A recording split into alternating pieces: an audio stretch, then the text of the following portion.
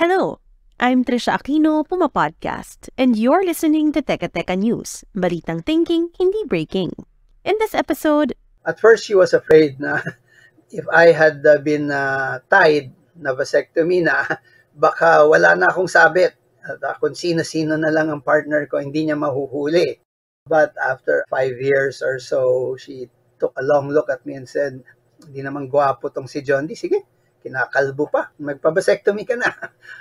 we talk about no-scalpel vasectomy. What's the procedure like? And what does this have to do with maternal health?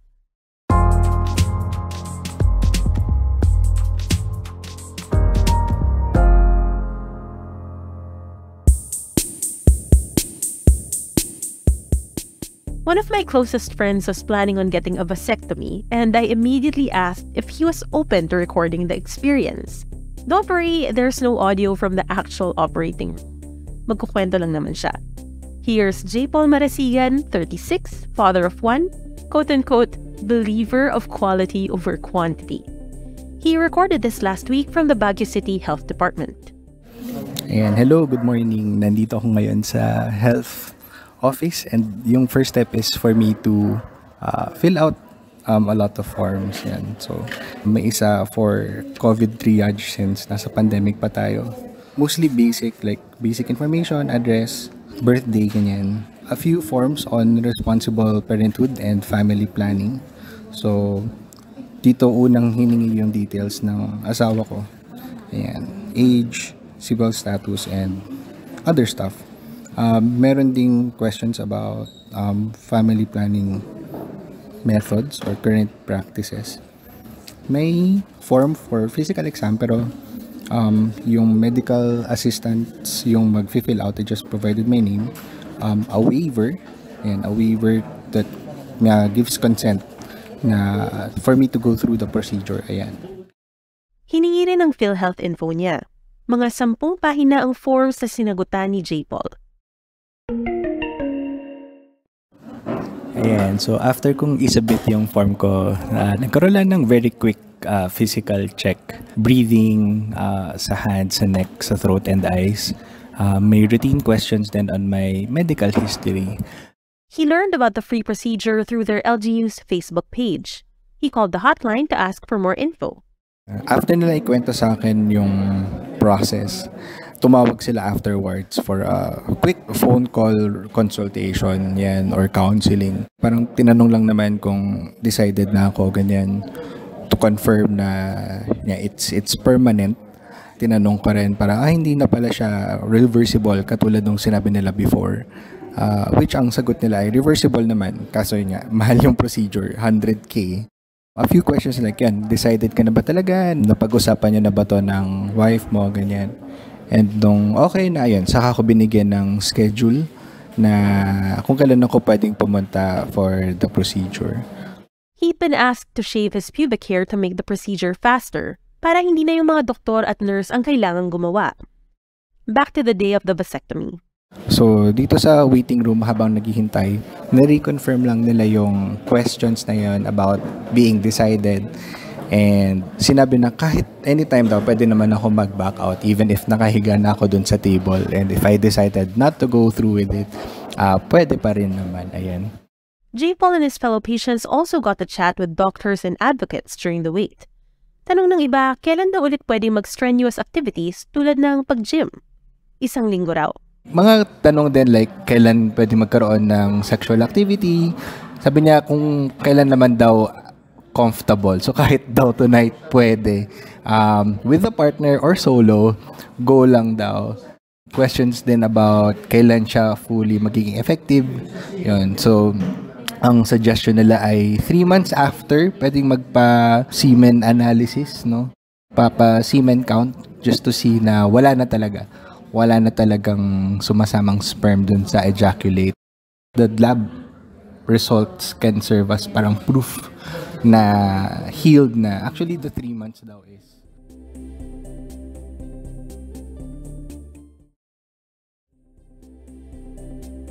Then it was time for the actual procedure. Again, we don't have recordings for this, but here's Dr. Jondi Flavier, an OG advocate, to explain what goes on. he literally founded a group called Semen, or the Cooperative Movement for Encouraging NSB, or no-scalpel vasectomy. He starts by talking about the permanent methods of contraception, such as ligation of the woman's fallopian tubes. From our perspective, there's also the what we favor, the male ligation of the tubes, or what we call vasectomy, the ligation of the vas deferens, which carries the sperm cells from the testicles out through the penis. So when that tube is tied and cut, sperm cannot go out. And what's the difference between old-school vasectomy and no-scalpel vasectomy? The original or the old-style vasectomy used a scalpel, or after anesthesia, we would use a knife, scalpel, to cut the skin, the scrotal skin, and then reach the two tubes, the two vas deferens. The procedure is essentially the same, tying and cutting. The primary difference is how you get in to the scrotal sac. For traditional old-style vasectomy, you cut the skin to reach into the tubes. For no-scalpel vasectomy, we have a very sharp instrument. It's almost like forceps, a mosquito forceps, if you've seen one, but it's very, very sharp. So after anesthesia is injected into the scrotum, you can actually puncture the skin lang. So instead of cutting, it's only a puncture, and then you stretch. So you stretch the skin using that instrument. And after you tie and cut the tubes, essentially the same process, when you pull out the instruments, the skin automatically closes. We only use a plaster to cover the wound. No need for suturing or sewing the skin together. So no scalpel vasectomy, no cut, only a puncture. Because it's only a puncture, the healing is faster. So what is it like for JPaul? Yung mismong procedure siguro sa 15 to 20 minutes. Started with kunasan yung vas deferens para makapag-prepare sila. And then, nung nakapana nila kunasaan, in-injectan na ng anesthesia. And then, nung nag-take effect, ayun, ginawa nila yung procedure. Hindi ko rin ako familiar. Basically, he says he only felt the needle for the anesthesia going in, pero hindi raw siya masakit. Mas masakit pa raw yung pagpapabakuna laban sa COVID. And he was aware that the doctors were moving his body parts around to get to where they needed to. Pero walang sakit. After that, he went to the observation area where he filled out a form and was given medicine and instructions on how to care for his genitals. Ayan, nakauwi na ako sa bahay.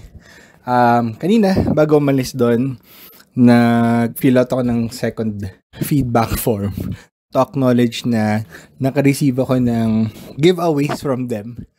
Yung giveaways ay 10 packs of Trust condoms, so 30 pieces. Sakto kasi yung safe daw aside from the 3 months after is 30 ejaculations bako maging sure or almost sure na wala na makakawalang sperm kapag mag-ejaculate.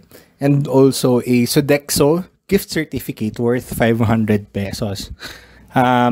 Di naman masakit, walang pain, except may parang squeezing sensation sa testicles, yung feeling na kapag nabayagan, ganyan. Pero not so hard.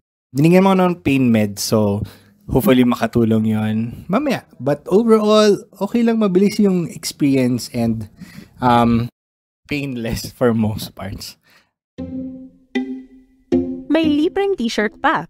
It had a mascot of a Filipino warrior flexing his right arm, a shield in front of him, with the words, "Maging hero ng iyong pamilya." And, in smaller font, nakasulat, "An act of love, World Vasectomy Day." That's because about 2,600 Filipinas die every year due to complications from pregnancy or childbirth. That's according to a study by the University of the Philippines Population Institute and the United Nations Population Fund. So, first point, there are too many women dying because of pregnancy or delivery. So, in this setting, there are two ways that you can reduce that risk of women. The first, our country is doing now and doing fairly well, is to have birthing homes, facilities where women can bear children safely. But that's only half of the equation. The second half is the need for contraceptive services that are accessible to women. And unfortunately, most of the methods are for women to use or to try. Very few are for men. So we like to say that we need mismo, MISMO, male involvement for safe motherhood. That's our way that we can participate in the safety, maternal health of our wives, and more importantly, for family planning. In my case, my wife had two very risky pregnancies and deliveries, so we both decided that two was enough, so she would no longer be put at risk. And so Doc Jondi got a vasectomy. He believes men who care for their partners are the kind of men who would have a vasectomy. Apart from those who want to help keep their partners safe and healthy, the campaign also reaches out to men who are already happy with the size of their families. So those who have already reached their desired family size, we begin to explore how do you want to maintain that? Because if you don't practice family planning, before you know it, you're way above the number of children you really want. Teka. Bago matapos yung episode, may request kami sa inyo. Hi, I'm Mark from the Puma Podcast audio team. If you've enjoyed listening to Puma Podcast, maybe you've thought, how can I support them? Now all you have to do is go to pumapodcast.com. You'll find a link there to our Pumapatak jar. Give whatever you can. Salamat and Merry Christmas.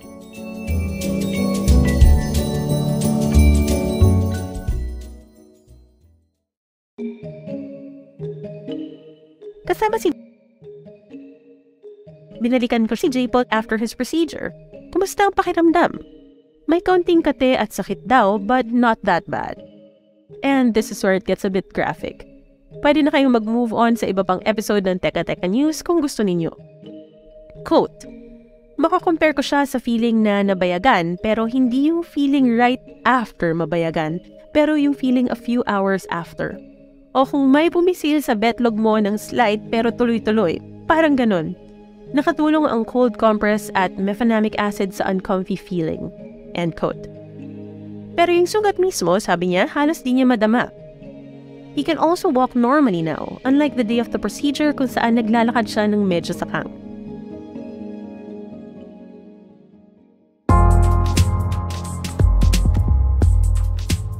And that was today's episode of Teka Teka News. For more on this story, check out our podcast, Conservative Ako.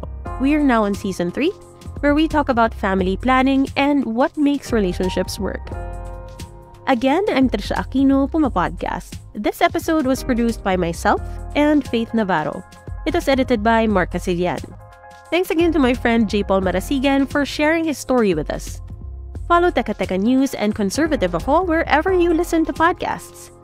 At kung mahilig kang manood sa YouTube, both shows are there too. Thanks for listening.